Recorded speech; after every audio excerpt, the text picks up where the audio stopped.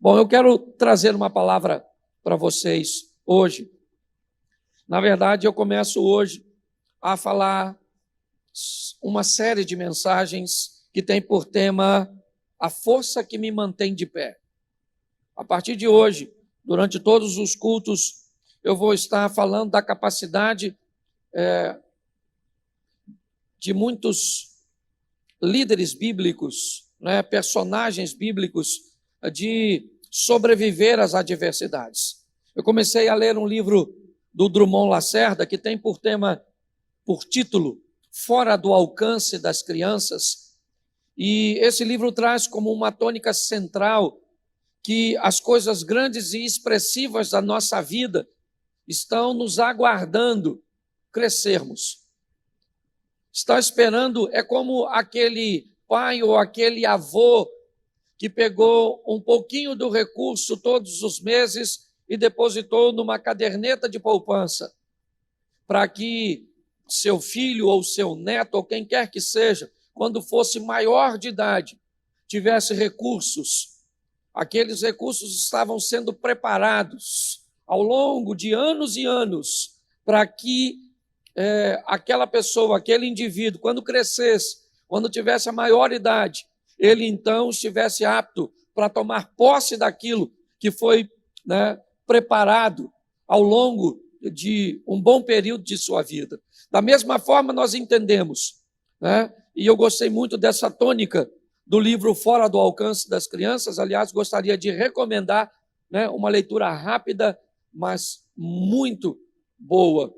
Eu queria falar com vocês que Deus também trabalha desta forma. Muitas coisas que gostaríamos de viver, muitas coisas que Deus preparou para nós, pois a Bíblia diz que tudo estava preparado antes da fundação do mundo. O sangue de Cristo já era reconhecido ou conhecido antes da fundação do mundo, diz 1 Pedro, mas muitas coisas que não vivemos porque não temos maturidade. Deus está nos aguardando, crescermos e não nos tornarmos maior dos 18, dos 21, mas amadurecer a nossa mente para que possamos deixar de ser crianças e termos acesso àquilo que Deus tem a nos oferecer. A grande virtude, e é isso que eu quero, essa tônica que eu quero tomar com você, está no nosso poder de recuperação.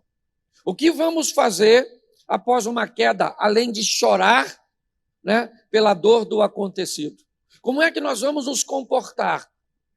Essa tônica de dizer a força que me mantém de pé tem por propósito mostrar alguns personagens bíblicos, pois quando nós olhamos para a Bíblia, nós vemos muitas pessoas ou muitos homens com algumas virtudes. Abraão com a sua fé, nós olhamos para Davi e olhamos sua valentia e sua adoração, Sansão, a sua força. Nós olhamos para Salomão e vemos sua sabedoria, mas todos eles tinham seus pontos fracos.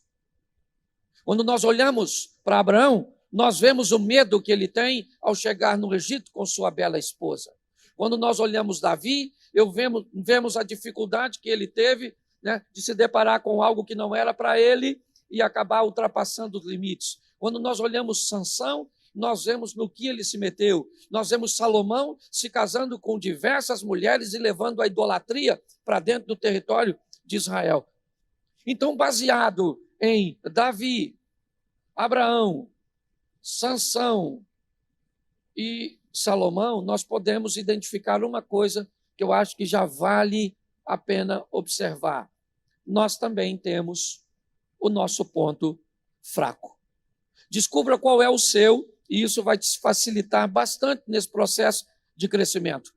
Aprenda que, mais que um ponto fraco, existe um ambiente em que esse ponto fraco aflora com mais facilidade. Então, mais que o ponto fraco, eu já sei onde eu sou fraco. Isso é muito importante.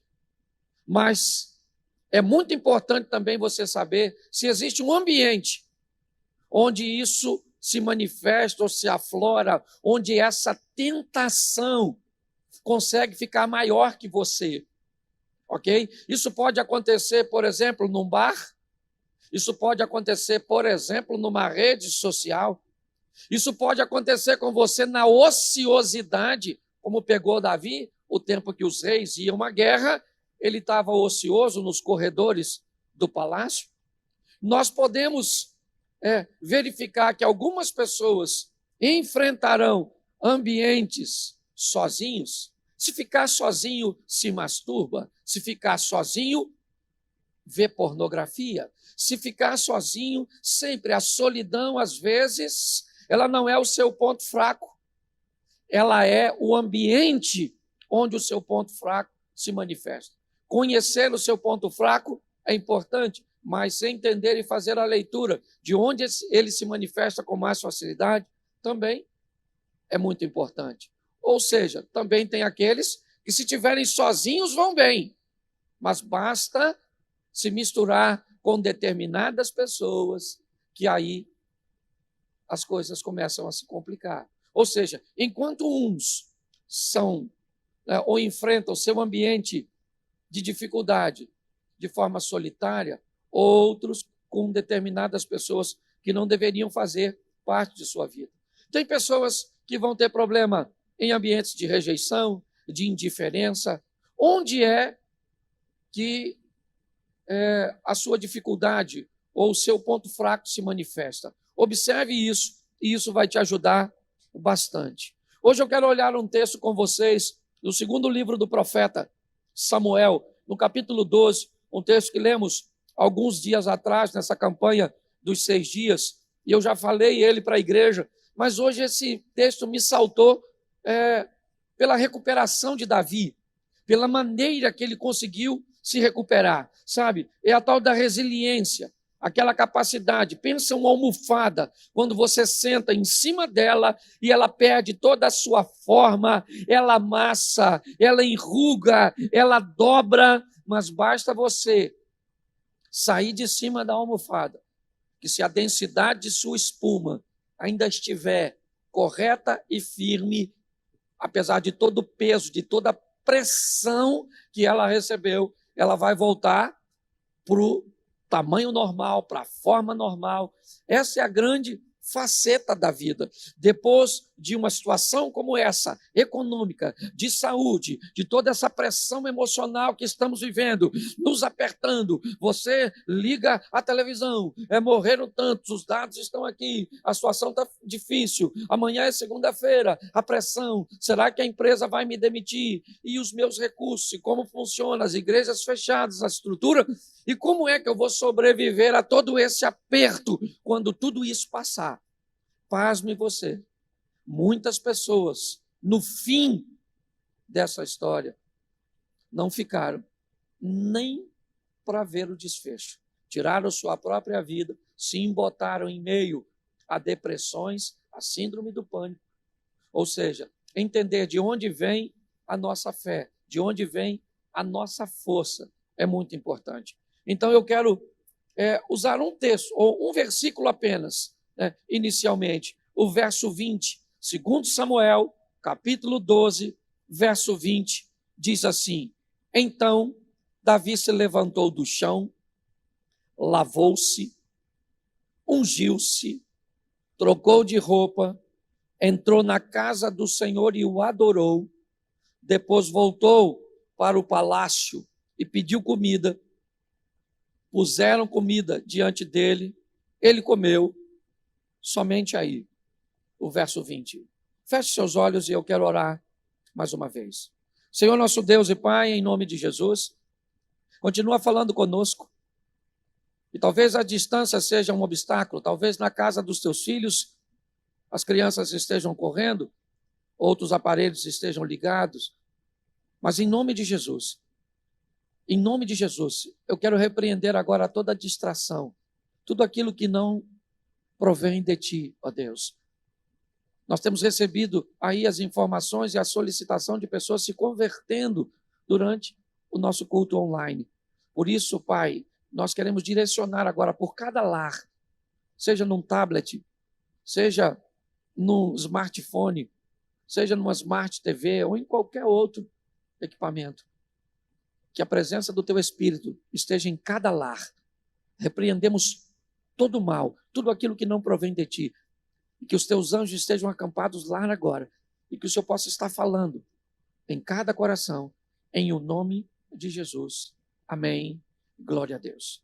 Eu queria conversar com você e mostrar que o filho de Davi está doente, e quem alertou que essa doença iria acometê-lo foi Deus através do profeta Natã.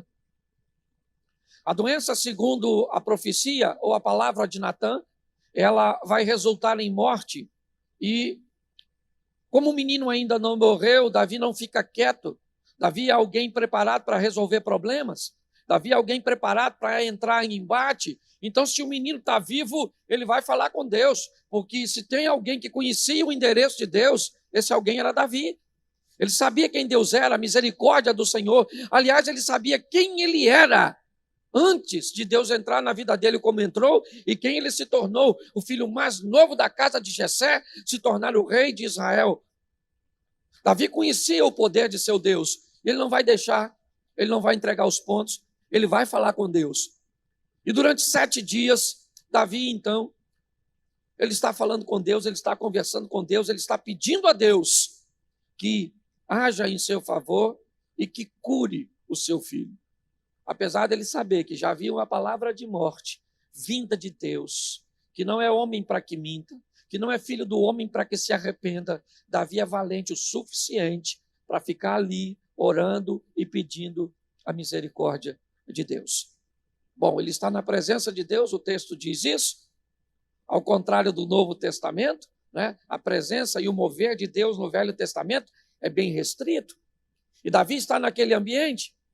E talvez todos nós vamos esperar que desse desfecho, um homem com tanta fé e que fez tanta coisa vai ver seu filho ressuscitado, como a viúva de Naim, como o Jairo, chefe da sinagoga. A história como o menino que cai de uma janela. E tantas outras histórias, até mesmo no Velho Testamento, o filho da viúva de Sarepta com Elias. Quando olhamos para tudo isso, nós descobrimos que na busca de Davi, ou Davi busca a Deus pela saúde de seu filho, mas sai dessa busca com força suficiente para prosseguir a vida com o filho morto. Olha o que ele foi buscar. Ele vai para a presença de Deus para que seu filho não morra, mas sai de lá com força suficiente para prosseguir a vida, mesmo com seu filho morto.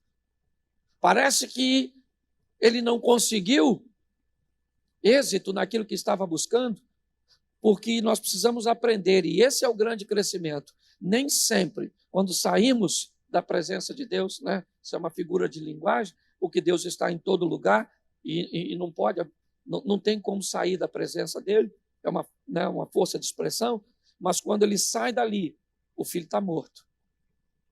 Essa história vai terminar com o menino morto e nós vamos ver as decisões que ele toma. Mas ele sai dali com força suficiente, porque talvez desse hospital, onde hoje você está com um ente querido, você não vai sair daí com ele vivo. Talvez ele vai morrer nessa situação. Mas você vai sair daí fortalecido em Deus para prosseguir a sua vida, mesmo perdendo alguém que amava tanto. Talvez você vai perder amanhã ou esta semana um emprego de 20 anos que te deu tanta estabilidade. E você vai orar e tem orado para não perder o emprego. Mas você vai perder o emprego. Isso pode acontecer. Mas em Deus você vai conseguir força para superar este momento de adversidade. Ver lá na frente uma nova porta aberta. Porque diante de Deus nós saímos mais do que vencedores. O que nós precisamos é amadurecer, é entender que nem sempre a vitória virá no modelo que nós esperamos, ou da maneira que nós esperamos. Quando Naamã chega na casa de Eliseu, ele tem uma expectativa do que vai acontecer. Mas o que ele queria era ficar curado. Se fosse no Rio Jordão, com um pouco de azeite ungido, com uma oração vinda direto de Deus, esfregando cuspe ou saliva como fez Jesus para curar o cego. Não interessa. O que ele queria era ser curado. Mas quando o modelo de Naamã não é correspondido, ele deseja virar as costas e ir embora. Aprenda que a maturidade que nos leva para Deus deve nos fazer também entender que Ele é o Senhor de todas as coisas. E se você concorda, gosta ou não gosta do modelo que Ele resolveu fazer, isso é um problema seu e não dele. Tenha maturidade o suficiente para entender que Ele é bom, está no controle de todas as coisas e nos dará força para prosseguir nessa história. Mas preste atenção que quando Davi recebe a notícia de que o filho morreu, suas vestes são de saco. A roupa de Davi era uma roupa de clamor. Provavelmente há nele um pouco de cinza, porque esse era o costume, essa era a tradição daquele povo, quando estava num ambiente de desespero, algo em última instância. Então Davi vestiu vestes de dores, de clamor, ele está sujo de cinza, ele está em jejum durante 7 dias, ele não come, ele não toma banho, ele não quer conversar com ninguém, porque ele está aguardando o desfecho que ele espera tanto, é a misericórdia de Deus, e que seu filho saia dessa situação vivo. Mas quando ele olha para a porta do local, e ele olha o semblante dos homens que estavam fazendo sua segurança, ele olha que tudo indica que o menino morreu. A última coisa que Davi gostaria de ouvir era: morreu. Mas ele está aqui e os homens lá na porta. E Davi não tem medo de perguntar aquilo que ele não deseja ouvir. Olha bem, muitas pessoas, mediante a algo que, se ele descobrir que é verdade, vai feri-lo, as pessoas, para evitar a dor do ferimento, resolvem não perguntar. Notei que meu filho está diferente, parece que está drogado, mas eu não vou perguntar se ele está usando drogas. Olhei, e ele está com comportamento afeminado, ou ela com comportamento masculinizado, mas eu não vou perguntar, porque perguntar pode ser que ele responda: realmente eu estou me drogando, realmente eu estou caminhando para a homossexualidade, realmente eu tenho um amante, realmente eu não amo mais você, realmente. Pessoas, muitas vezes, elas fogem quando sabem que tem um problema. Davi, ele olha para a porta e ele sabe que parece que seu filho morreu, ele espera que isso seja apenas uma impressão, mas ele olha para a porta e diz aos homens: o meu filho morreu. Essa é uma grande lição, que se você tem meios para resolver o problema ou não, se o problema existe, não finja, não negligencie. Ah, mas eu não sei como eu vou tratar. Se ela me disser que não me ama mais, como é que eu vou viver sem minha esposa? Pergunte se ela te ama. Se há essa desconfiança, pergunte. E se ela disser que não, aí você vai lá falar com Deus. Mas não fique negligenciando, seja o que for, porque isso vai se potencializar e vai destruir você. Davi olha para a porta e diz: meu filho morreu. E aí alguém disse: morreu. Quando a notícia chega a ele, o que ele lutou tanto para que não acontecesse, aconteceu. E agora? Agora é hora de chorar, agora é hora de lastimar, agora é hora de falar mal de Deus. Por que Deus deixou isso acontecer? Porque o texto diz que quando Davi recebe o impacto da notícia, ele faz o oposto do que a maioria das pessoas faria. Ele se levanta. Enquanto todos ficariam prostrados, todos ficariam desanimados, ele se coloca de pé. Eu não sei o que você está enfrentando hoje, eu não sei se você perdeu uma batalha, mas eu quero te dar uma notícia: ficar prostrado pode até ser algo positivo por alguns dias. Por exemplo, morreu um ente querido seu, a Bíblia diz: se alguém morrer e ninguém chorar pelo morto, é melhor que ele fosse um aborto, é melhor que ele não tivesse nascido. Então nós precisamos respeitar o luto, certo? E a dor da perda do que for. Você perdeu o seu emprego, vai chorar por ele por uma semana? Tá joia? Era um ambiente de trabalho que você estava acostumado, você interagia, era um ciclo de amizade, era um bom salário, era uma estrutura. O que que é? Era uma casa que era grande, dava para você pagar, certo? E tinha toda uma estrutura. O que é que você perdeu? Seja o que for que você perdeu, você tem todo o direito de usar um tempo da sua vida para chorar pelo perdido. Primeiro, porque isso demonstra que há valor, que você sabe valorizar as coisas. Sejam pessoas, sejam animais, sejam objetos, ok? Todos eles, quando saem da sua vida, ele te dá o direito de sentir que partiu. Até pessoas ruins, quando saem da nossa vida, mesmo sendo ruins, às vezes deixam sentimentos bons. Então, se você vai chorar uma semana, tá joia, porque perdeu o emprego, show de bola.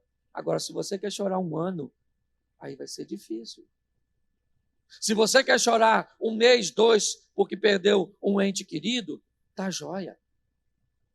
Se você quer continuar até um pouco triste, introvertido, um pouco mais de tempo, também tá bom.